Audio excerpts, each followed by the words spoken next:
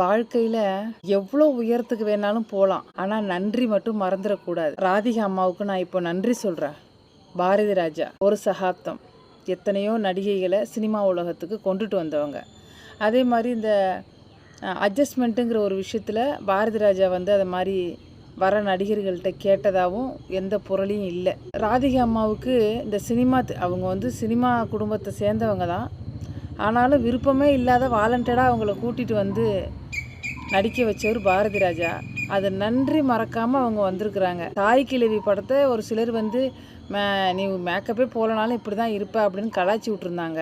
ஒரு பொம்பளை பெட்டில் படுத்துக்கிட்டே ஒரு படத்தை ஓட விட்டுருக்காருன்னா அது தாய் கிழவி படம்.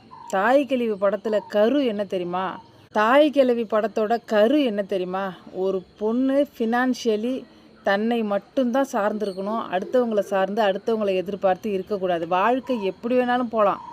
டிவோர்ஸ் ஆகலாம், அஃபேருக்குள்ளே போயிடலாம், கை போகலாம், கால் போயிடலாம், கண்ணு தெரியாத போயிடலாம், வயசு போகலாம், நோய் வரலாம், என்ன வேணாலும் வரலாம். ஒரு பெண்ணுக்கு என்ன நடந்தாலும் பெண்ணை தான் இங்கே பேசுவாங்க. இப்படி ட்ரெஸ் பண்ணு, இங்கே போகாத, இவங்கக்கிட்ட பேசாத, பொழுதாயிட்டா வந்துரு அப்படின்னு காலம் ஃபுல்லாக பெண்ணை சுற்றி பேசுவாங்க. ஸோ ஒரு மேரேஜ் லைஃப்பில் டேமேஜ் எல்லாம் ஒரு பெண்ணுக்கு தான்.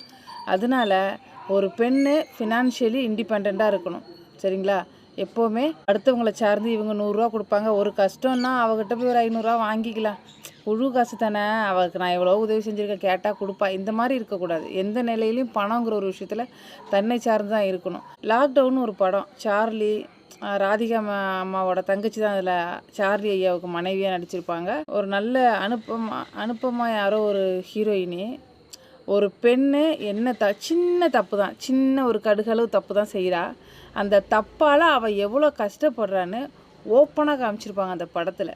ஸோ அந்த மாதிரி தாய் கிழவி படத்தில் ராதிகா அம்மா தெறிக்க விட்ருக்காங்க. படம் சூப்பர். அந்த டைலாக் டெலிவரி படத்தை உயிரோடு கொண்டுட்டு போயிருக்காங்க. கடைசியில் அதிகபட்சம் அவங்க பெட்டில் தான் இருக்காங்க. படத்தை சூப்பராக ஓட விட்ருக்காங்க. அது பெண்களுக்கான படம், கண்டிப்பாக பெண்கள் பார்க்கணும்.